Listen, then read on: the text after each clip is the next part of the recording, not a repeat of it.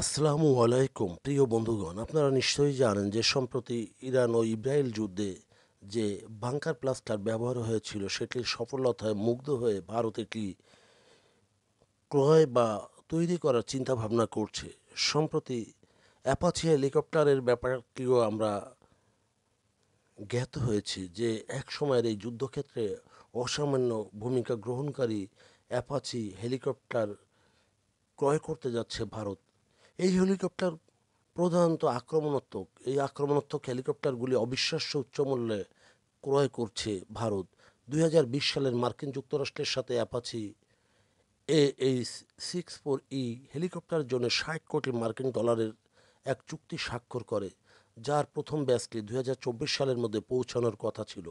সরবরাহ শৃঙ্খলে ব্যাঘাত ঘটায় এটি সরবরাহের জন্য বারবার সময় দেওয়া হচ্ছে এবং পিছিয়ে দেওয়া হচ্ছে, যা সর্বশেষ এই জুলাইয়ের মাঝামাঝি এটি সরবরাহ করা হবে বলে আশা করছে ভারতীয় প্রতিরক্ষা বাহিনী।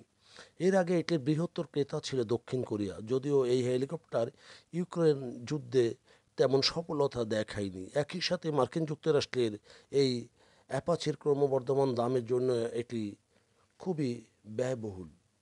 ইউক্রেন সংঘাতে উন্নত বিমান প্রতিরক্ষায়, বিশেষ করে ম্যান পোর্টেবল বিমান প্রতিরক্ষা ব্যবস্থা এবং দূরপাল্লার বিমান প্রতিরক্ষা সিস্টেমের প্রতি আক্রমণাত্মক হেলিকপ্টারগুলির চরম দুর্বলতা প্রকাশ পেয়েছে। সাধারণত সিস্টেমগুলি অত্যন্ত ভ্রাম্যমাণ, দ্রুত প্রতিক্রিয়াশীল এবং নির্ভুলতার সাথে কম উড়ন্ত হেলিকপ্টারগুলিকে সংযুক্ত করতে সক্ষম। বোয়িং অ্যাপাচি উন্নত হেলিকপ্টার যা কম উচ্চতায় ন্যাপ অফ দ্য আর্থ কৌশলের উপর নির্ভর করে। ভারী সাঁজোয়া থাকা সত্ত্বেও বিমান প্রতিরক্ষায় পরিপূর্ণ পরিবেশে উচ্চ ঝুঁকির সম্মুখীন হয়। ইউক্রেন সংঘাতে স্বল্প পাল্লার আক্রমণাত্মক ড্রোন তেমন first person view FPU drone এবং লঘুপাতকারী অস্ত্রের ব্যাপক ব্যবহারের কারণে যুদ্ধের গতি পরিবর্তিত হয়। ড্রোনগুলি আকাশে এবং স্থলে উভয় হেলিকপ্টারকে লক্ষ্য করে ব্যবহার করা হয়েছে, যা ইউক্রেনীয় ড্রোনগুলি রাশিয়ার হেলিকপ্টারগুলিকে ধ্বংস করেছে। স্বল্প পাল্লার আক্রমণাত্মক বিমান প্রতিরক্ষা ব্যবস্থার উন্নত এটিজিএমএ সজ্জিত এমএএলই ড্রোনের মোতায়েন এবং চলমান লক্ষ্যবস্তুকে স্বায়ত্তশাসিতভাবে ট্র্যাক করতে এবং আঘাত করতে সক্ষম।